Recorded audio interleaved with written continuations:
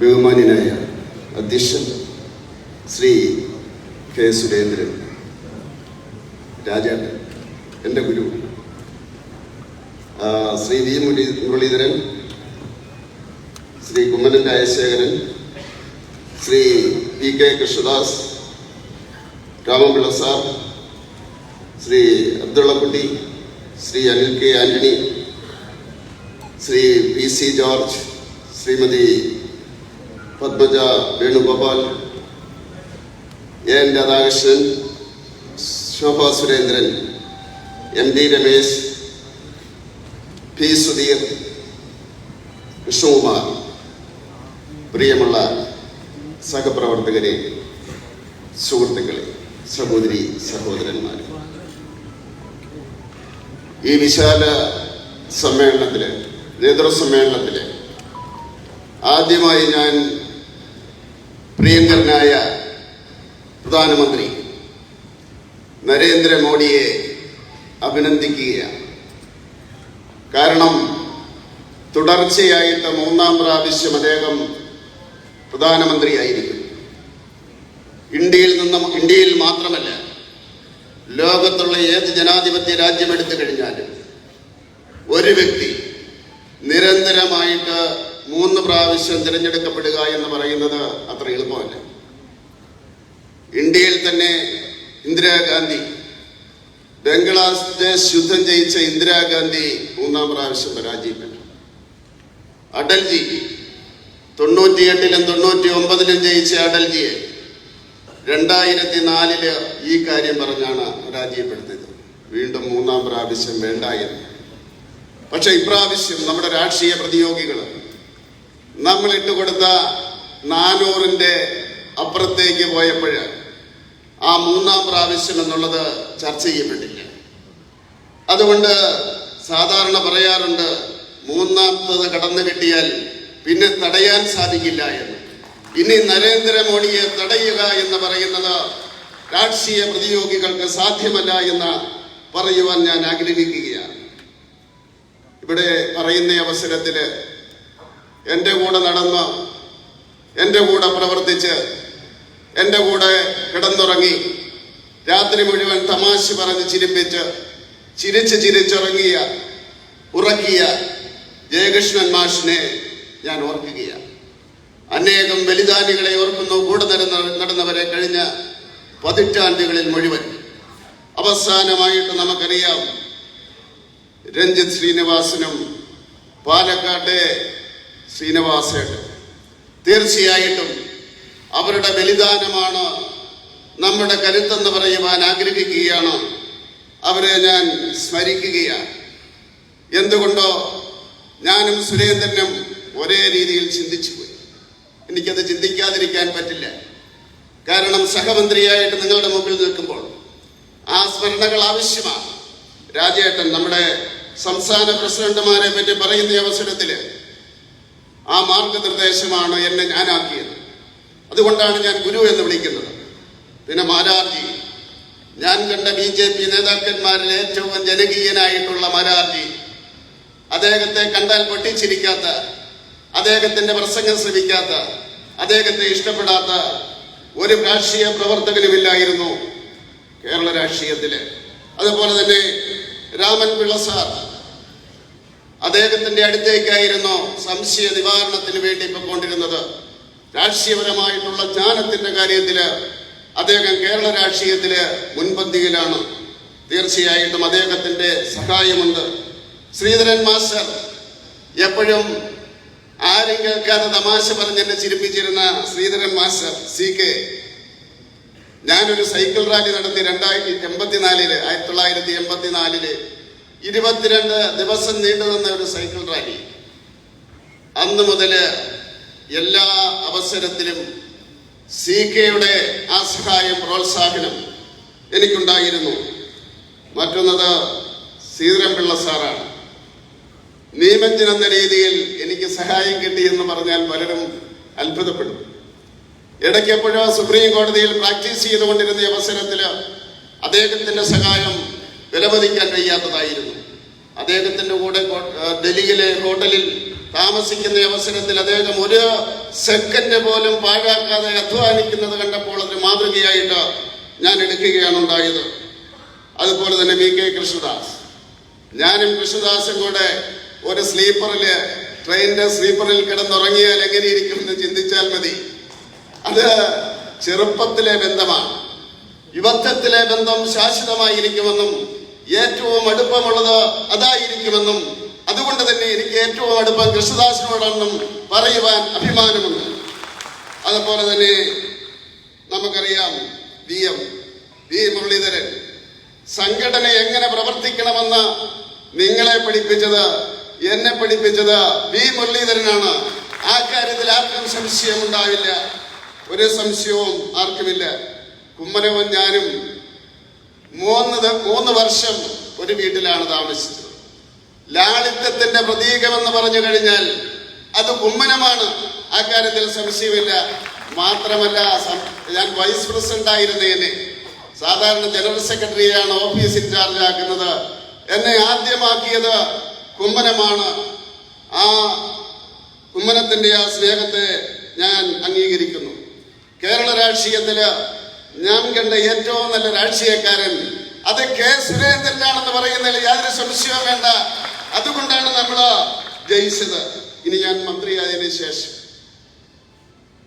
എന്റെ കർത്തവ്യം എന്ന് പറയുന്നത് ഈ രാജ്യത്തിന്റെ വികസനമാണ്, യാതൊരു സംശയവും. അതോടൊപ്പം തന്നെ കേരളത്തിന്റെ വികസനമാണ്.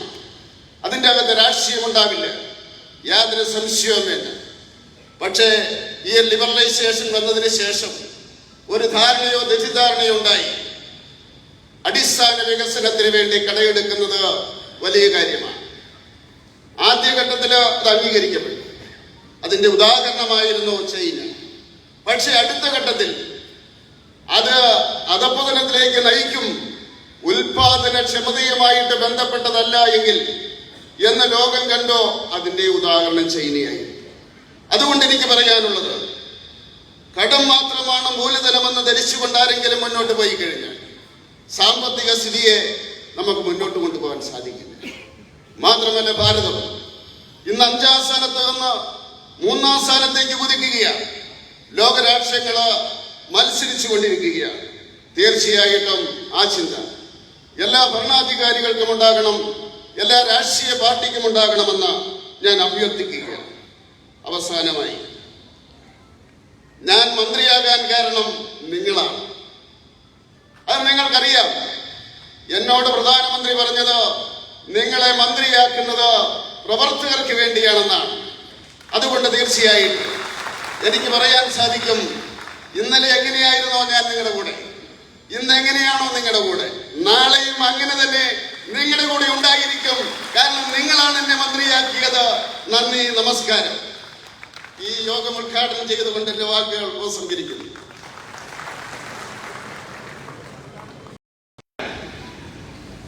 ഞങ്ങൾ ഉള്ളിടത്തോളം കാലം നിങ്ങളുടെ കൊടി ഇവിടെ ഉയരുകയില്ല എന്ന് പറഞ്ഞവർ, അല്ലാതെ വേറെ എന്തെങ്കിലും പിടിച്ചു പറയുകയും ഇതുപോലെ ഇപ്പോഴത്തെ പോലെ SFIക്കാരും DYFIക്കാരും ചെയ്യുന്നത് പോലുള്ള എന്തെങ്കിലും കള്ളക്കടത്തിന്റെ പേരിലല്ല.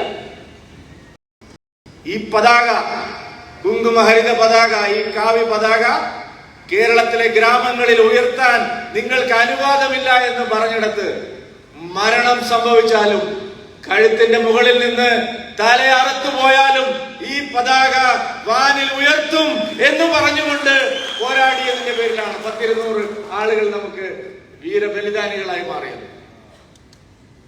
എത്രയെത്ര സഹപ്രവർത്തകർ കൂടെ ഉണ്ടായിരുന്നവർ. ഇവിടെ MT രമേശും ഞാനും ഒക്കെ യുവമോർച്ചയിൽ പ്രവർത്തിക്കുമ്പോഴാണ് നമ്മുടെ സംസ്ഥാന ഉപാധ്യക്ഷൻ KT ജയകൃഷ്ണൻ മാസ്റ്റർ മുതൽ അടുത്ത കാലത്ത് OBC മോർച്ചയുടെ സംസ്ഥാന സെക്രട്ടറിയായിട്ട് രഞ്ജിത് ശ്രീനിവാസൻ വരെയുള്ള ദീർഘമായ ചരിത്രം, വീരബലിദാനത്തിന്റെ, കേരളത്തിൽ ഒരു പാർട്ടിക്കും അവകാശപ്പെടാനില്ലാത്ത ത്യാഗത്തിന്റെ, സഹനത്തിന്റെ, ചെറുത്തുനിൽപ്പിന്റെ, പോരാട്ടത്തിന്റെ കഥയാണ് കേരളത്തിൽ ദേശീയ പ്രസ്ഥാനങ്ങൾക്കുള്ളത്. പ്രധാനമന്ത്രി എപ്പോഴും ആവർത്തിച്ച് പറയാറുണ്ട് കേരളത്തെക്കുറിച്ച്. ദേശീയ അധ്യക്ഷൻ JP നഡ്ഡാജി പറയാറുണ്ട് കേരളത്തെ പ്രവർത്തകരുടെ ത്യാഗത്തെക്കുറിച്ച്. MLAയും പഞ്ചായത്ത് പ്രസിഡന്റും MP ഒന്നും ആകുമെന്ന് വിചാരിച്ചിട്ടല്ല, മന്ത്രി ഒന്നും ആകുമെന്ന് വിചാരിച്ചിട്ടല്ല. അവരാരും നടന്ന കനൽ വഴികളിലൂടെ ധീരമായ പോരാട്ടങ്ങളിലെ വഴികളിലൂടെ സഞ്ചരിച്ചത്. ഞാൻ അവരെല്ലാം സ്മരിക്കുകയാണ്. അവരുടെ പാതാരബന്ധങ്ങളിൽ, അവരുടെ ആത്മാക്കളുടെ മുമ്പിൽ ഈ BJP നേടിയ കരുത്താർന്ന വിജയം അവരുടെ പാതാരബന്ധങ്ങളിൽ, അവരുടെ സ്മരണകൾക്ക് മുമ്പിൽ ഞാൻ സമർപ്പിക്കുകയാണ് നിങ്ങൾക്ക് എല്ലാവർക്കും വേണ്ടി. തീർച്ചയായിട്ടും ഇത് അമിതമായി ആഹ്ലാദിക്കാനോ സന്തോഷിക്കാനോ ഉള്ള അവസരമല്ല എന്ന് എനിക്കറിയാം. അമിതമായി ആഹ്ലാദിക്കാനും സന്തോഷിക്കാനും ഒന്നുമില്ല. ഒരു വഴിത്തിരിവിലേക്ക് കേരളത്തിലെ ജനങ്ങൾ ഒരു വഴി കാണിച്ചു തന്നിരിക്കുകയാണ്. എന്താണ് ആ വഴി? നിങ്ങൾ മുമ്പോട്ട് പോകണം. BJPയും ദേശീയ ജനാധിപത്യ സഖ്യവുമാണ് മുമ്പോട്ട് പോകേണ്ടത്, UDF അല്ല. പിണറായി വിജയന്റെ സർക്കാരിനെതിരായി, അഴിമതിക്കെതിരായി, കൊള്ളരുതായ്മയ്ക്കെതിരായി ശക്തമായ പ്രതിഷേധമുള്ള വോട്ടർമാരാണ് ആ വഴി കാണിച്ചു തന്നിരിക്കുന്നത്. ഭരണവിരുദ്ധ വികാരം എന്ന് പറയുന്ന ആന്റി ഇൻകംബൻസി, സർക്കാരിനെതിരെയുള്ള വികാരം. പ്രിയപ്പെട്ടവരെ, നമുക്ക് സന്തോഷിക്കാം. അതിലൊരു 0.1% പോലും ഈ തെരഞ്ഞെടുപ്പിൽ UDFന് പോയിട്ടില്ല. അതെല്ലാം ലഭിച്ചിരിക്കുന്നത് ഭാരതീയ ജനതാ പാർട്ടിക്കാണ്. എന്താണ് ആ സന്ദേശം? പിണറായി വിജയനെ നേരിടാൻ ഞങ്ങൾ UDFനെ അല്ല പ്രതീക്ഷിക്കുന്നത്. ചങ്കുറപ്പോടെ പിണറായി വിജയന്റെ അപ്രമാദിത്വം അവസാനിപ്പിക്കാൻ, ഈ ഇടത് രാഷ്ട്രീയം, ഇവിടുത്തെ ഈ വർഗീയത, കൊലപാതക രാഷ്ട്രീയം, അഴിമതി, ഇത് അവസാനിപ്പിക്കാൻ ജനങ്ങൾ വഴി തുറന്നു തന്നിരിക്കുന്നത് ഭാരതീയ ജനതാ പാർട്ടി പ്രവർത്തകരോടാണ്. അതുകൊണ്ടാണ് ഞാൻ പറഞ്ഞത്, അമിതമായി ആഹ്ലാദിച്ച് ആലസ്യത്തിൽ ഇരിക്കാനുള്ള ജനവിധിയല്ല ഇത്. മുമ്പോട്ട് പോകാനുള്ള ജനവിധിയാണ്.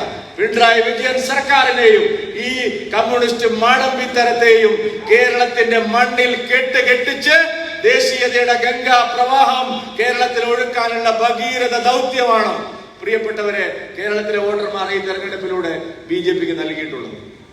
നാം അത് ഏറ്റെടുക്കുകയാണ്. അടുത്ത 2 വർഷം നമുക്ക് വിശ്രമമില്ലാത്ത നാളുകളാണ്.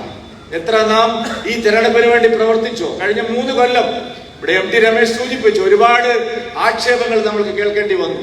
ആദരണീയനായ രാജഗോപാൽജി നേടിയ നേമത്തെ സീറ്റ് നമുക്ക് നഷ്ടമായപ്പോൾ, നമുക്ക് കഴിഞ്ഞ തെരഞ്ഞെടുപ്പിൽ ജയിക്കാൻ കഴിയാതെ പോയപ്പോൾ, പക്ഷെ നമ്മൾ നിരാശരായില്ല. ആക്രമണങ്ങളെയും വിമർശനങ്ങളെയും കണ്ട് നാം പരിങ്ങിയില്ല. കള്ളക്കേസുകളും അതുപോലുള്ള വലിയ തോതിലുള്ള ഭീഷണികളും വന്നപ്പോഴും നാം മുട്ടുമടക്കിയില്ല. എന്തുകൊണ്ടാണ്? നമുക്കറിയാമായിരുന്നു കേരളത്തിലെ ലക്ഷോപലക്ഷം വരുന്ന പാർട്ടി പ്രവർത്തകരുടെ ആത്മവിശ്വാസവും കഠിനാധ്വാനവും ഉണ്ടെങ്കിൽ നമുക്ക് ഒരു ഫീനിക്സ് പക്ഷിയെ പോലെ തിരിച്ചു വരാൻ കഴിയുമെന്നുള്ള ഉറച്ച ആത്മവിശ്വാസം നമുക്കുണ്ടായിരുന്നു. നിങ്ങൾ കഴിഞ്ഞ 2 വർഷം 3 വർഷം എന്തെല്ലാം കാര്യങ്ങളിലാണോ ശ്രദ്ധിച്ചത്, എന്തെല്ലാം പ്രവർത്തനങ്ങളാണോ നാം നടത്തിയത്, അത് അതിന്റെ 4-5 ഇരട്ടി വേഗതയിൽ, കൂടുതൽ സമയം വിശ്രമമില്ലാതെ പ്രവർത്തിക്കാനുള്ള വലിയ സന്ദേശമാണ് നമുക്കിപ്പോൾ ലഭിച്ചിരിക്കുന്നത്. 1-2 കാര്യങ്ങൾ മാത്രമാണ് എന്റെ അധ്യക്ഷ പ്രസംഗത്തിൽ ഞാൻ രാഷ്ട്രീയം സൂചിപ്പിക്കാൻ ആഗ്രഹിക്കുന്നത്. കേരളത്തിലെ ഈ തെരഞ്ഞെടുപ്പ് ഫലം വിലയിരുത്തിക്കൊണ്ട് 2 മുന്നണികൾ നടത്തുന്ന പല നീക്കങ്ങളും, അവരുടെ പ്രസ്താവനകളും, അവരുടെ പ്രമേയങ്ങളും എല്ലാം കാണുമ്പോൾ എത്രമാത്രം ആശങ്കാകുലരാണ് അവരെന്ന് നമുക്ക് ബോധ്യമാവും. പക്ഷെ കമ്മ്യൂണിസ്റ്റ് പാർട്ടി എപ്പോഴും സ്വീകരിക്കുന്ന ഒരു സമീപനമുണ്ട്, നാം അത് തിരിച്ചറിയേണ്ടതാണ്. കേരളത്തിൽ ഇടതുപക്ഷ ജനാധിപത്യ മുന്നണിയുടെ, മാർക്സിസ്റ്റ് പാർട്ടിയുടെ അടിത്തറയ്ക്ക് കോട്ടം തട്ടുമ്പോൾ അവരുടെ പാർട്ടി പ്രവർത്തകർ തന്നെ അവരുടെ നയങ്ങൾ തിരുത്താൻ വേണ്ടിയിട്ട് ബാലറ്റിലൂടെ പരിശ്രമിക്കുമ്പോൾ അവരെപ്പോഴും സ്വീകരിക്കുന്ന ഒരു സമീപനമാണ് വെല്ലുവിളിയുടെയും ഭീഷണിയുടെയും. ഈ തെരഞ്ഞെടുപ്പിന് ശേഷവും ശരിയായ കാര്യങ്ങൾ വിശദീകരിച്ച് തെറ്റ് തിരുത്തുന്നതിന് പകരം ഈ തെരഞ്ഞെടുപ്പിൽ അവരുടെ തിരിച്ചടിക്ക് കാരണമായി എന്ന് അവർ കണക്കാക്കുന്ന ജനവിഭാഗങ്ങളുടെ നേരെ കൈ ഉയർത്താനാണ് CPIM-ഉം അവരുടെ നേതാക്കന്മാരും ശ്രമിച്ചുകൊണ്ടിരിക്കുന്നത്. ഈ തെരഞ്ഞെടുപ്പിൽ CPM-ന്റെ അടിത്തറയ്ക്ക് വലിയ ഇളക്കം തട്ടിയത് ഭൂരിപക്ഷ സമുദായത്തിലെ വലിയ അവശ പിന്നോക്ക ജനവിഭാഗങ്ങൾ കൂട്ടത്തോടെ അവരെ കൈയൊഴിയാൻ തീരുമാനിച്ചു എന്നുള്ളതാണ്. ആ കാര്യം ബോധ്യമായവർ ഭൂരിപക്ഷ സമുദായത്തിലെ സാമൂഹ്യ സംഘടനകളെയും സമുദായ സംഘടനകളെയും നേതാക്കന്മാരെയും എല്ലാം ഭീഷണിപ്പെടുത്തി വരുതിയിലാക്കാനുള്ള നീക്കമാണ് നടത്തിക്കൊണ്ടിരിക്കുന്നത്. തെരഞ്ഞെടുപ്പ് തോൽവിക്ക് കാരണം ഭൂരിപക്ഷ സമുദായത്തിലെ വലിയ വിഭാഗം ജനങ്ങൾ BJPക്ക് വോട്ട് ചെയ്തതാണ്. ശരിയായ നടപടിയല്ല, തെറ്റ് തിരുത്തണം, നിങ്ങൾ തെറ്റാണ് ചെയ്തിരിക്കുന്നതാണ് പറഞ്ഞിരിക്കുന്നത്. സമ്മതിദാന അവകാശം വിനിയോഗിക്കുന്നത് തെറ്റാണോ? എങ്ങനെയാണ് തെറ്റായി മാറുന്നത്? പേരെടുത്ത് പറഞ്ഞുകൊണ്ട് ചില സംഘടനകളെ പരസ്യമായി വിമർശിക്കാനും ഭീഷണിപ്പെടുത്താനുമാണ് CPM ശ്രമിക്കുന്നത്. ഞാൻ അവരോടെല്ലാം പറയാൻ ആഗ്രഹിക്കുന്നു, നിങ്ങളെ സാക്ഷി നിർത്തി ഭാരതീയ ജനതാ പാർട്ടിയെ പിന്തുണച്ചതിന്റെ പേരിൽ ഇവിടെ ആർക്കും തന്നെ അവരുടെ ഒരു രോമത്തിലും ഒരു പോറൽ പോലും ഏൽക്കാൻ പോകുന്നില്ല. കേരളത്തിൽ നിങ്ങളുടെ ഏത് വെല്ലുവിളിയെയും നേരിട്ടുകൊണ്ട് അവരെ സംരക്ഷിക്കാൻ ഭാരതീയ ജനതാ പാർട്ടി ഉണ്ടാവും. മറ്റൊരു കാര്യം അവർ പറഞ്ഞത്, ക്രൈസ്തവ സമൂഹത്തിലെ ചില പുരോഹിതന്മാരെയും മറ്റും പേരെടുത്ത് പറഞ്ഞുകൊണ്ട്, ചില ആളുകളെയും പേരെടുത്ത് പറഞ്ഞുകൊണ്ട് അവർ വിമർശിക്കുന്നു. ക്രിസംഗികളാണ് ഇവരെന്നൊക്കെ പറഞ്ഞു. ഞാൻ പിണറായി വിജയനോടും CPM-നോടും പറയാൻ ആഗ്രഹിക്കുന്നു, ക്രൈസ്തവ സമൂഹത്തിൽ ആരെങ്കിലും ഭാരതീയ ജനതാ പാർട്ടിക്ക് വോട്ട് ചെയ്തിട്ടുണ്ടെങ്കിൽ അത് അവരെ സംരക്ഷിച്ചു നിർത്താനുള്ള പൂർണ്ണമായിട്ടുള്ള ഉത്തരവാദിത്വവും ബാധ്യതയും ഭാരതീയ ജനതാ പാർട്ടിക്കുണ്ട്. വിരട്ടലും ഭീഷണിയും നിങ്ങൾക്ക് ഇവിടെ നടക്കാൻ പോകുന്നില്ല. ശക്തമായിട്ട് ഭാരതീയ ജനതാ പാർട്ടി രംഗത്തുണ്ടാവും. കോളേജ് അധ്യാപകരെ ആക്രമിക്കാൻ SFI ആൾക്കാരെ വിടുകയാണ്, പ്രിൻസിപ്പാൾമാരെ ആക്രമിക്കുന്നു. എല്ലായിടത്തും അക്രമം ഉപയോഗിച്ചുകൊണ്ട് ഭീഷണിപ്പെടുത്താം എന്നാണ് വിചാരിക്കുന്നതെങ്കിൽ അതിനെ ശരിയായി അറിഞ്ഞ് നേരിടുക തന്നെ ചെയ്യണം എന്നുള്ളതാണ് ഭാരതീയ ജനതാ പാർട്ടി ആഗ്രഹിക്കുന്നത്. കേരളത്തിൽ തെരഞ്ഞെടുപ്പിലെ പരാജയത്തിന് സ്വയം കൃതാനർത്ഥമാണ് ശ്രീ പിണറായി വിജയൻ, ശ്രീ ഗോവിന്ദൻ മാസ്റ്റർ. മറ്റുള്ളവരെ പഴി പറഞ്ഞ് അവരെ ഭീഷണിപ്പെടുത്തിയത് കൊണ്ട് കാര്യമില്ല. തെറ്റ് തിരുത്താനാണെങ്കിൽ ശരിയായ നിലയിൽ നിങ്ങൾ കാര്യങ്ങൾ മനസ്സിലാക്കിയിട്ട് വേണം. MA ബേബിയൊക്കെ പച്ചക്കുതിരയിൽ എഴുതുകയാണ്. പച്ചക്കുതിരയിൽ എഴുതിയത് കൊണ്ട് കാര്യമില്ല. തെറ്റ് തിരുത്തണം. നിങ്ങളുടെ നേതാക്കന്മാരുടെ തെറ്റുകൾ തിരുത്തണം. ഇന്നലെ ആരോ പറയുന്നുണ്ട് ആലപ്പുഴയിലെ കളകൾ പിന്നൊക്കെ പറിച്ചു മാറ്റും. സർ, ആലപ്പുഴയിലെ കളയല്ല ആദ്യം പറിച്ചു മാറ്റേണ്ടത് പിണറായിയിലെ പാറപ്പുറത്തെ ഏറ്റവും പ്രധാനപ്പെട്ട കളയാണ്, ഇത്തിൽ കണ്ണിയാണ്. ഈ പ്രസ്ഥാനത്തെ, ഈ നാട്ടിലെ ജനങ്ങളെ വഞ്ചിച്ചുകൊണ്ട് ഭരണസിരാ കേന്ദ്രത്തിൽ ഇരുന്നു കൊണ്ട് നിങ്ങൾ നടത്തിക്കൊണ്ടിരിക്കുന്ന നെറികേടുകളാണ്, അഴിമതിയാണ്, കുടുംബവാഴ്ചയാണ്, തീവട്ടിക്കൊള്ളയാണ് നിങ്ങളുടെ പതനത്തിന് ആക്കം കൂട്ടിയത്. ആ കള വരയ്ക്കാനുള്ള ധൈര്യം MP ഗോവിന്ദനുണ്ടോ? ആ കള വരയ്ക്കാനുള്ള ധൈര്യം കേരളത്തിലെ മാർക്സിസ്റ്റ് പാർട്ടിയിലെ ഏതെങ്കിലും ഒരു നേതാവിനുണ്ടോ? പച്ചക്കുതിരയിൽ എഴുതിയത് കൊണ്ട് കാര്യമില്ല. നിങ്ങളുടെ പാർട്ടിക്കകത്ത് പാലക്കാട് പ്ലീനം അംഗീകരിച്ച നടപടിക്രമങ്ങൾ പാലിക്കാൻ നിങ്ങൾ തയ്യാറുണ്ടോ? മകനും മകളും മകളുടെ ഭർത്താവും ചേർന്നുള്ള സിൻഡിക്കേറ്റ് ഭരണമല്ലേ, കുടുംബാധിപത്യ ഭരണമല്ലേ കേരളത്തിൽ നടക്കുന്നത്? PSC മെമ്പർമാരെ നിയമിക്കാൻ 50 ലക്ഷവും 25 ലക്ഷവും കൈക്കൂലി വാങ്ങിയത് വെറും ഏരിയ കമ്മിറ്റി മെമ്പറാണോ? അല്ല, മുഖ്യമന്ത്രിയുടെ കുടുംബത്തിലെ അംഗങ്ങളാണ്. അവരുടെ നേരെയാണ് ആക്ഷേപം വന്നിരിക്കുന്നത്. സൂപ്പർ മുഖ്യമന്ത്രി ചമയുന്ന ആൾക്കെതിരെയാണ് ആക്ഷേപം വന്നിരിക്കുന്നത്. നടപടിയെടുക്കാനുള്ള ധൈര്യം മാർക്സിസ്റ്റ് പാർട്ടിക്കുണ്ടോ? തെറ്റായ കാര്യങ്ങൾ പ്രചരിപ്പിച്ച് തെരഞ്ഞെടുപ്പിലെ തോൽവിയിൽ രക്ഷപ്പെടാമെന്ന് നിങ്ങൾ ധരിക്കണ്ട. ആലപ്പുഴയിൽ G. സുധാകരനെ അടുത്ത ആഴ്ച പുറത്താക്കുമെന്ന് ചില മാധ്യമങ്ങളിൽ ഞാൻ വാർത്ത കണ്ടു. തെറ്റ് ചൂണ്ടിക്കാണിക്കുന്നവരെയാണ് പാർട്ടി പുറത്താക്കുന്നതെങ്കിൽ ഒരു കാര്യം പിണറായി വിജയൻ ആലോചിക്കണം. പണ്ട് ശരിയായ നിലപാട് ഉയർത്തിപ്പിടിച്ചു കൊണ്ടുപോകുന്ന ഒരു ബദൽ മുന്നണി കേരളത്തിൽ ഉണ്ടായിരുന്നില്ല. നിങ്ങൾ പലരെയും പുറത്താക്കിയ കാലത്ത് ശരിയായ ബദൽ ജനങ്ങളെ മുമ്പിൽ ഉയർത്തിപ്പിടിച്ചുകൊണ്ട് പോകുന്ന ഒരു മുന്നണി കേരളത്തിൽ ഉണ്ടായിരുന്നില്ല. ഇന്ന് കേരളത്തിൽ അതല്ല സ്ഥിതി. ഇന്ന് ശരിയായ ഒരു ബദൽ മുന്നണി ഏതാണ്ട് 20% വോട്ടുമായിട്ട് ഇവിടെ നിൽക്കുന്നുണ്ട്. ഈ എല്ലാ അനീതിക്കുമെതിരെ പോരാടി രക്തസാക്ഷികളാകേണ്ടി വരുന്നവരെ രണ്ട് കൈയും നീട്ടി സ്വീകരിച്ച് കേരളത്തിന്റെ സാമൂഹ്യ മനസാക്ഷിയോടൊപ്പം നിർത്താൻ കഴിയുന്ന ഒരു മുന്നണി കേരളത്തിലുണ്ടെന്നുള്ള കാര്യം നിങ്ങൾ വിസ്മരിക്കണ്ട എന്ന് പറയാൻ ഞാൻ ആഗ്രഹിക്കുകയാണ്. പ്രിയപ്പെട്ടവരെ, കേരളത്തിന് വികസനത്തിൻ്റെതായിട്ടുള്ള ഒരു രാഷ്ട്രീയം ആവശ്യമുണ്ട്. കേരളത്തിന് മോദിയുടെ ഒരു ബദൽ രാഷ്ട്രീയം ആവശ്യമുണ്ട് എന്നുള്ളത് ജനങ്ങൾ അംഗീകരിച്ചു തുടങ്ങിയിട്ടുണ്ട്. നമുക്കതിനെ ശക്തിപ്പെടുത്തേണ്ടതായിട്ടുണ്ട്. പാർട്ടിയുടെ സാമൂഹ്യ അടിത്തറ വർദ്ധിപ്പിക്കേണ്ടതായിട്ടുണ്ട്. ഇന്ന് നമ്മളെ പിന്തുണയ്ക്കാത്ത ജനവിഭാഗങ്ങളെയെല്ലാം അങ്ങോട്ട് പോയി ചെന്ന് കണ്ട് അവരെ ശരിയായ കാര്യങ്ങൾ ബോധ്യപ്പെടുത്താനുള്ള ഉത്തരവാദിത്തം നമുക്കുണ്ട്. എന്നാൽ ഒരു കാര്യം ഞാൻ ആവർത്തിച്ച് പറയാൻ ആഗ്രഹിക്കുന്നു. LDF-ന്റെയും UDF-ന്റെയും വർഗീയ പ്രീണന രാഷ്ട്രീയത്തിലൂടെയുള്ള തിരിച്ചടിയാണ് ഈ തെരഞ്ഞെടുപ്പ്. ഭാരതീയ ജനതാ പാർട്ടി ആ വർഗീയ പ്രീണന രാഷ്ട്രീയത്തെ ഒരിക്കലും പ്രോത്സാഹിപ്പിക്കുന്നില്ല. ശരിയായ നിലപാട് മതന്യൂനപക്ഷങ്ങളെ ബോധ്യപ്പിക്കേണ്ടതായിട്ടുണ്ട്. ശരിയായ വസ്തുത, വികസനത്തിന്റെ രാഷ്ട്രീയത്തിന്റെ ശരിയായ വസ്തുത, കേരളം തകർന്ന് തരിപ്പണമായി കൊണ്ടിരിക്കുകയാണ്. 21 PSC മെമ്പർമാരുണ്ട്. പക്ഷേ നിയമനങ്ങളെല്ലാം നടക്കുന്നത് പിറംവാതിലൂടെയാണ്. സമ്പൂർണമായിട്ട് കേരളം തകർന്നിരിക്കുകയാണ്. ആരോഗ്യരംഗത്ത് ഇപ്പോൾ നടന്നുകൊണ്ടിരിക്കുന്ന പ്രവണത വലിയ ഭീഷണിയാണ്. കേരളത്തിലെ ആരോഗ്യരംഗത്ത് പകർച്ചവ്യാധികൾ പടരുകയാണ്. ഒരു നടപടിയുമില്ല. ആരോഗ്യ മേഖല സമ്പൂർണമായിട്ട് തകർന്നിരിക്കുന്നു. വിദ്യാഭ്യാസ മേഖല പൂർണ്ണമായിട്ടും അവതാളത്തിലായിരിക്കുന്നു. ഒരു തരത്തിലുള്ള ഉത്പാദനവും നടക്കുന്നില്ല, നികുതി പിരിവ് നടക്കുന്നില്ല. സാമ്പത്തിക തകർച്ചയാണ്, കടക്കെണിയാണ്. ഇതിന് പരിഹാരം UDF ഉണ്ടാക്കാൻ കഴിയുമോ? എന്തെങ്കിലും ഒരു വ്യത്യാസം LDF ഉം UDF ഉം തമ്മിലുണ്ടോ? പ്രിയപ്പെട്ടവരെ, നമ്മൾ നാട്ടിലെ ജനങ്ങളെ അവരുടെ അടുത്ത് എന്ന് പറഞ്ഞ് മനസ്സിലാക്കണം. ഭാരതീയ ജനതാ പാർട്ടി അധികാരത്തിലുള്ള സംസ്ഥാനങ്ങളിലെല്ലാം ഉണ്ടായിക്കൊണ്ടിരിക്കുന്ന പുരോഗതിയും വികസനവും. അതുകൊണ്ട് ജോലി ഭാരം കൂടുകയാണ് ഓരോ BJP പ്രവർത്തകനും. പക്ഷെ അത് ഏറ്റെടുക്കാനുള്ള ആത്മവിശ്വാസമുള്ളവരാണ് നിങ്ങളെന്ന് എനിക്കറിയാം. പഞ്ചായത്ത് പ്രസിഡന്റുമാർ വരെയുള്ള ആൾക്കാരെയാണ് ഇന്ന് വിളിച്ചിരിക്കുന്നത്. ഒരു വർഷം കഴിയുമ്പോൾ തദ്ദേശ ഭരണ സ്ഥാപനങ്ങളിലേക്കുള്ള തെരഞ്ഞെടുപ്പാണ്. ആ തദ്ദേശ ഭരണ സ്ഥാപനങ്ങളിലേക്കുള്ള തെരഞ്ഞെടുപ്പിൽ അത്യുജ്വലമായിട്ടുള്ള മുന്നേറ്റം നടത്താനുള്ള തയ്യാറെടുപ്പുകൾ നമുക്ക് ഇവിടെ ആസൂത്രണം ചെയ്യേണ്ടതായിട്ടുണ്ട്. 2 നിയമസഭാ മണ്ഡലങ്ങളിലേക്കും ഒരു ലോക്സഭാ മണ്ഡലത്തിലേക്കുമുള്ള ഉപതെരഞ്ഞെടുപ്പുകൾ ഏതാനും മാസങ്ങൾക്കകം വന്നു ചേരുകയാണ്. ശരിയായ തയ്യാറെടുപ്പുകളോടുകൂടി നമുക്ക് മുന്നോട്ട് പോകേണ്ട ആവശ്യമുണ്ട്.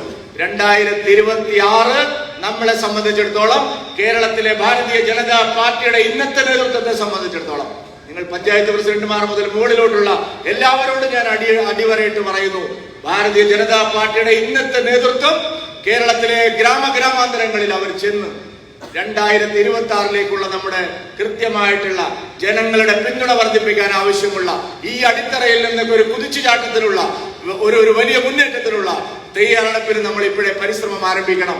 അതിന്റെ ഔപചാരികമായ തുടക്കമാണ് ഇന്ന് ഇവിടെ ആരംഭിക്കുന്നത്. നമുക്ക് വളരെ സന്തോഷമുണ്ട്. ദേശീയ അധ്യക്ഷൻ തന്നെ എല്ലാ തിരക്കുകളും മന്ത്രിയായിട്ടുണ്ടും ദേശീയ അധ്യക്ഷ പദവിയിലും ഇരിക്കുന്ന അദ്ദേഹം ഇന്ന് നമ്മുടെ ഈ യോഗത്തിൽ അഭിസംബോധന ചെയ്യാൻ വേണ്ടി എത്തുന്നുണ്ട്. അത് നമ്മളെ സംബന്ധിച്ചിടത്തോളം വലിയ ആത്മവിശ്വാസവും നമുക്ക് പ്രേരണയും നൽകുന്നതാണ് അദ്ദേഹത്തിന്റെ സന്ദർശനം. അതുപോലെ തന്നെ ആ ഒരു മാർഗനിർദ്ദേശത്തിന് കീഴിൽ നമുക്ക് ശരിയായി മുന്നോട്ട് പോകാനുള്ള വഴിയാണ് തുറന്നു വന്നിരിക്കുന്നത്. ഞാൻ എൻ്റെ അധ്യക്ഷ പ്രസംഗം ദീർഘിപ്പിക്കുന്നില്ല. ഇന്ന് 2 പ്രധാന വ്യക്തികൾ കൂടി ഇവിടെ വന്നു ചേരേണ്ടതായിരുന്നു. നമ്മുടെ കേന്ദ്രമന്ത്രിയായിട്ടുള്ള ശ്രീ സുരേഷ് ഗോപിജി, അദ്ദേഹം ഈ സമ്മേളനത്തിൽ വരാമെന്ന് ഏറ്റതായിരുന്നു. പക്ഷെ അദ്ദേഹത്തിന് ത്രിപുരയിൽ ഒരു വലിയ ഔദ്യോഗിക ചടങ്ങിൽ പങ്കെടുക്കാനുള്ളത് കൊണ്ടാണ് അദ്ദേഹം വരാത്തത്. അതുപോലെ തന്നെ തിരുവനന്തപുരത്ത് വിജയത്തോട് അടുത്തെത്തിയ നമ്മുടെ പ്രിയങ്കരനായ സ്ഥാനാർത്ഥി വെറും 40 ദിവസം കൊണ്ട് ഒരു 1.5% വോട്ടിനാണ് അദ്ദേഹം പരാജയപ്പെട്ടത്. നമ്മുടെ രാജീവ് ചന്ദ്രശേഖർജി ഇവിടെ വരേണ്ടതായിരുന്നു. അദ്ദേഹത്തിന് വിദേശ പര്യടനത്തിലാണ്. അതുകൊണ്ട് അദ്ദേഹത്തിനും ഇന്ന് വരാൻ സാധിക്കില്ല എന്ന് അറിയിച്ചിട്ടുണ്ട്. ബാക്കി എല്ലാവരും തന്നെ ഇന്ന് ഇവിടെ സന്നിഹിതരായിട്ടുണ്ട്. ഞാൻ എല്ലാവരെയും ഒരിക്കൽ കൂടി ആത്മാർത്ഥമായി ഈ സമ്മേളനത്തിലേക്ക് സ്വാഗതം ചെയ്തുകൊണ്ട് വൈകുന്നേരം നഡ്ഡാജിയുടെ സമാപന പ്രസംഗം കഴിയുന്നത് വരെ ഒരൊറ്റ പ്രവർത്തകൻ പോലും ഇവിടുന്ന് പോകരുത് എന്ന് അഭ്യർത്ഥിച്ചുകൊണ്ട് എന്റെ അധ്യക്ഷ ഭാഷണം അവസാനിപ്പിക്കുന്നു. നിങ്ങൾക്ക് നമസ്കാരം. ഭാരത് മാതാ കി നന്ദി. ശ്രീ കെ സുരേന്ദ്രൻ പാർട്ടി കളപറിക്കാൻ ഇറങ്ങുമ്പോൾ കേരളത്തിന്റെ പൊതുസമൂഹം ആ വിള തന്നെ പിഴുതെറിയുമെന്ന് ഓർമ്മപ്പെടുത്തിയതിന്, പാർട്ടി പിന്നിട്ട അഗ്നിപരീക്ഷണങ്ങളെ ഓർമ്മപ്പെടുത്തിയതിന് പ്രേരണാദായകമായ അധ്യക്ഷ ഭാഷണത്തിന് അടുത്തതായി ഉദ്ഘാടനമാണ്.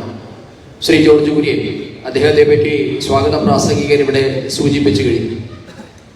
ഈ പാർട്ടിയിലേക്ക് മതന്യൂനപക്ഷങ്ങൾ കടന്നു വരുന്നത് ചിന്തിക്കാൻ പോലും പറ്റാത്ത കാലഘട്ടത്തിൽ വിദ്യാർത്ഥി ജനതയിലൂടെ ഭാരതീയ ദേശീയ രാഷ്ട്രീയത്തിൽ ആകൃഷ്ടനായ വ്യക്തിയാണ് ശ്രീമാൻ ജോർജ് കുര്യൻ. പാലിൽ പഞ്ചസാര പോലെ, വെള്ളത്തിൽ വീണ മീനെ പോലെ അദ്ദേഹം ഈ സംഘടനയുടെ ഭാഗമായി ഇതിൽ അലിഞ്ഞു ചേർന്ന ഒരു വ്യക്തിത്വമാണ്. പലപ്പോഴും തോന്നാറുണ്ട്, ഭഗവത്ഗീതയിൽ തുല്യനിന്ദാ സ്തുതിരും മൗനി എന്ന് ഭഗവാൻ പറഞ്ഞിട്ടുണ്ട്. അതേപോലെയാണ് എത്ര പരിഹാസ വാക്കുകൾ കേട്ടാലും, ആരൊക്കെ ആക്ഷേപിച്ചാലും, നേട്ടങ്ങൾ വരുമ്പോഴും ഒരു ചെറുപുച്ചിരിയോടുകൂടി മാത്രം അതിനെ നേരിടുന്ന ശ്രീമാൻ ജോർജ് കുര്യൻ. അദ്ദേഹം ഇന്ന് കേന്ദ്ര ഫിഷറീസ് ന്യൂനപക്ഷകാര്യ സഹമന്ത്രി കൂടിയാണ്. അദ്ദേഹമാണ് ഇന്ന് ഈ പരിപാടിയുടെ ഉദ്ഘാടകൻ. അദ്ദേഹത്തെ ഏറെ ആദരവോടെ ഈ പ്രൗഢഗംഭീരമായ സദസ്സിന്റെ ഉദ്ഘാടന കർമ്മം നിർവഹിക്കുന്നതിന് വേണ്ടി ക്ഷണിക്കുന്നു.